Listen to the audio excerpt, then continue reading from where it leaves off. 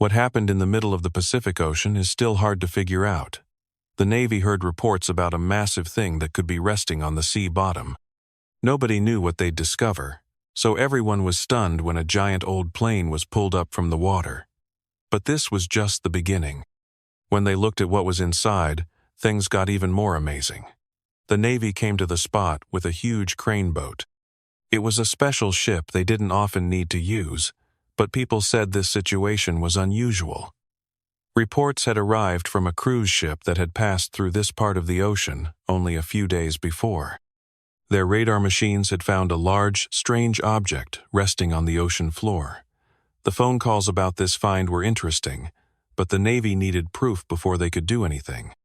Their time, and even more importantly, their expensive crane machines were valuable resources. This equipment was kept in storage and was only taken out for important missions. But when the naval leader looked at the picture given by the cruise ship's radar, he quickly told his team and equipment to get moving. After a 2-hour trip, the crew and their crane reached the place where the object had been seen.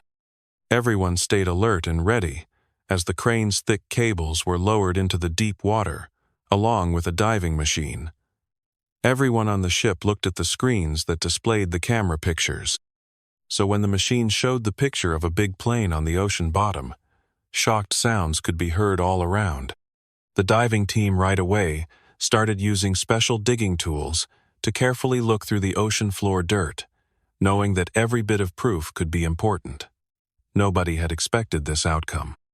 Even the ship's leader stayed quiet. The plane was huge. How had it gotten down there, and what could be discovered inside it? The Navy diving machine connected the cables to strong spots on the plane, and then the crane system on the ship took over the work. The cables were pulled back with the controls, and the plane started moving upward. It wasn't easy work. The plane was much larger than the naval crew had first believed, and with each inch it moved up, the crane made moaning and cracking sounds. After about 30 minutes of steady pulling and machine noise, the crane finally brought the plane to the top.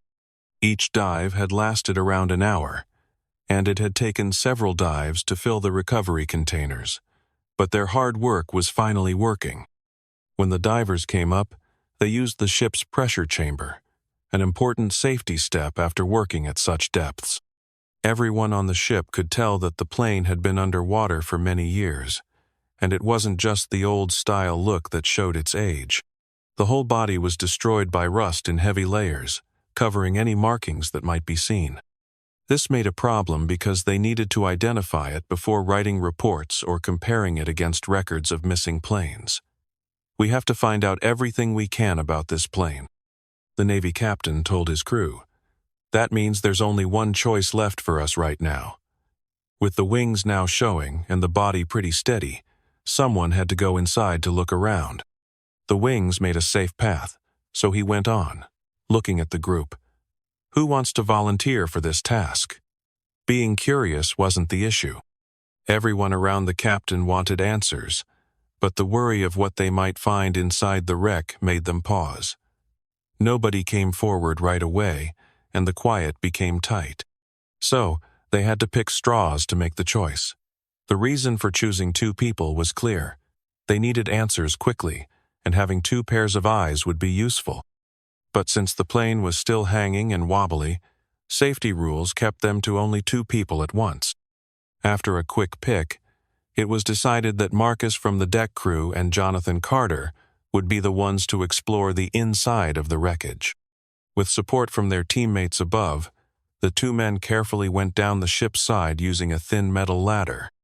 With their hearts pumping fast and their hands slightly shaking, Marcus and Jonathan Carter dropped the last meter and landed softly but solidly on the surface of the plane's worn metal wing. After they landed, Marcus and Jonathan Carter showed that they were safe and told the same through their radio. Regular talking was needed, not only to share what they discovered, but also to make sure of safety. If something went wrong, help had to come quickly. With that checked, the 2 men steadied themselves and walked carefully across the big metal wing toward the main part of the mysterious plane. The plane was missing all of its windows, so getting inside wasn't hard. They chose the middle opening to go in. Marcus gave Jonathan Carter a lift up and then pulled himself through right behind. Rows of passenger seats were still there, each one labeled with its own seat number. This was a passenger plane, Marcus told through the radio. Just moments later, they found something even more important. On one of the seats, a rusty serial number can still be seen. UN 970, Jonathan Carter said. His voice had a mix of excitement and worry, knowing that this serial number would need to be checked against military files, a process that could take months for complete identification. Jonathan Carter looked shocked and turned to Marcus. "What in the world happened here?" he asked, his voice full of confusion and stress. Marcus shrugged and kept going with the search, hoping that something left inside might give important answers. After looking through most of the cabin without finding anything helpful, the two men turned toward the only area they hadn't looked at: the pilot's cockpit. It was also the only part with a door. "Are you ready to pull?" Marcus asked. Jonathan Carter nodded strongly. Marcus had already tried to open the cockpit door using the rusty handle, but a soft pull had no effect. It was totally stuck closed. The two men leaned against it together, using all their body weight, pulling with strength and resolve. Their arms worked hard until finally a loud metal screech rang out. The door started to give way slowly but surely. Sorry for the interruption. Before we continue with the story, I kindly ask you to like the video and subscribe to this channel. It is very important for us. Thank you very much.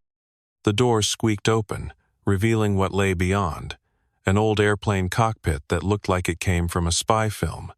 Every inch was covered with buttons, levers, and flashing gauges. The interior had stayed remarkably intact, despite how long the wreck had been there. Mixed in with all the old-fashioned controls was something far more compelling: a corroded metal container.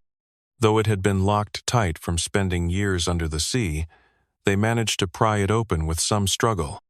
What they found inside was a waterproof plastic pouch, completely unharmed and keeping a recording device safe. Marcus and Jonathan Carter exchanged glances, then called their commanding officer on the radio to report their discovery. The captain instructed them to open the pouch. To their surprise, the plastic had kept the recording device in perfect condition. With cautious optimism, they closed the pouch again and got ready to take it up to the surface. If the recording device's data had made it through, it might hold important details from long ago. Once back on the vessel, the waterproof pouch was carefully opened and the recording device was set on the crew's central table. The captain installed new batteries and hit the play button. At first, there was only the sound of static hissing. Then a voice broke through. It was the Aviator from the downed plane. He talked about a fierce storm they encountered on May 21st, 1971, which seriously damaged one of their engines. Having to make a crash landing, the Aviator and travelers made it through alive, but the plane was going down fast. He told everyone to get into the life rafts and head for the closest island they could spot on their maps. Before abandoning ship, the Aviator made this recording of where they were and locked the device in the cockpit, hoping it would be found someday. When the recording finished, the room fell silent. Everyone realized how important this moment was. Without talking it over, they plugged in the location and steered the ship toward the island. As they traveled, the crew talked about different possibilities. Some worried the travelers had perished, while others wondered if they had made it but left no clues behind. A few people, including Marcus and Jonathan Carter, stayed hopeful. Around 20 minutes later, they could see land ahead. The team got excited as they approached the island and lowered their anchor. The crew walked onto the beach, their feet sinking into damp sand before reaching firm earth. The location was exactly right. Before them lay a peaceful island, calm and seemingly empty, but definitely the place from the recording. Even with the stillness, they sensed there was more to uncover here. The crew split up into groups and started exploring the area, but the island showed no clues, no tracks, no leftover campsite, No signs that anyone had been there. The eerie quiet went on. Some started doubting why they were there. Others pressed forward, wanting to find out what had happened. Though they hadn't found anything obvious yet, finding the recording device and hearing its message had reopened a mystery from decades past. What became of the travelers after they reached land? Did they ever make it to safety? Was this island where they ended up staying forever? Or had they moved on before help came? With the island before them and the recording device as proof, the crew's mission had transformed from a simple rescue operation to something far more significant, a hunt for answers. And somewhere in that silence, it seemed like the rest of the story was waiting to be found. But the natural world had one more challenge ready for them. As they kept looking, the sky turned dark and threatening, and storm clouds formed with frightening quickness. The first crash of thunder rolled across the ocean, followed by a blinding flash of light. Then the lightning came, not random bolts, but direct, fierce strikes that hit the water near them in perfect rows, each one lighting up the rough sea in bright, electric white. "Take cover!" Someone yelled as another bolt smashed into the ocean just feet from their boat. The water bubbled and steamed where the lightning hit, and for a brief moment, they wondered if they would live to finish what they started. But the storm disappeared as quickly as it had come, leaving them rattled but unharmed. Further into the thick forest, the crew found an open area. Even though plants had started growing back over it, the space looked like it had been made on purpose. Marcus pointed to shapes in the dirt that looked like a small farm plot. The rest came over to see, noticing evidence of people having been there before. Someone had definitely lived in this place. Before long, more proof turned up. Scraps of fabric stuck on branches, a cracked bowl, the faint outline of where a fire had been. These weren't really old relics, but aged enough to show people had survived here for a long time. Close to the clearing, they found freshwater holes dug deep into the earth and what was left of systems for catching rainwater. They survived, Jonathan Carter said quietly, at least for a while. But as they went further, the feeling changed. The air got heavy, and an odd quiet settled over everything. All of a sudden, shapes shifted. People came out from behind the trees, calm, watchful, and staring. The crew naturally put their hands up, trying to show they meant no harm. The people facing them, varying in age but all looking fit and careful, didn't speak. An older woman walked forward and gestured for them to come along. Having no other option, they followed. Along twisting trails, they were brought to something they hadn't expected: a settlement. Solid homes, flourishing gardens, and penned livestock showed a successful, independent community. On the white sandy shores, they could see arrangements of palm leaves that had obviously been used as emergency signals through the years. The island was no longer just a place where people barely survived. It had become their real home. In the middle of the settlement was a big house. Inside was an old man with gray hair and keen eyes. He looked up and grinned. "You discovered us," he said kindly. "I'm the Aviator. Did you recover my recording?" The crew couldn't believe it. He had been waiting for dozens of years, never giving up hope that someone would find them. The Aviator, now 89 years old, shared their history. After the crash landing, they used the life rafts to get to the island. When no one came to rescue them, they quit waiting and began constructing a new life. They had lived on coconut meat and fresh water from underground springs, building a complex network of vegetable gardens using seeds they had been able to recover from the crashed plane. Through the years, many of the original travelers died, but their kids grew up healthy, forming families and building a new existence from what the island provided. The children who had been born here had never experienced the outside world. This island was their entire universe. The Navy crew gave them a chance to return to the modern world. The ship could fit everyone, but many of the younger people weren't sure. This island was the only place they had ever called home. The idea of leaving felt scary, even with the promise of something different. The aviator talked to them with calm confidence. "We created something good here," he said, "but there's more out there for us." His words carried weight. Little by little, the island residents started warming up to the idea. One after another, they said yes. Getting ready to leave began. Saying farewell was hard. This island had been their whole world, but a new future was waiting. More than 80 people got on the Navy ship, some weeping, others thrilled, all forever changed. When they got back, the survivors received a warm welcome. Health examinations showed they were doing well, and the government embraced them, giving them houses in a peaceful town.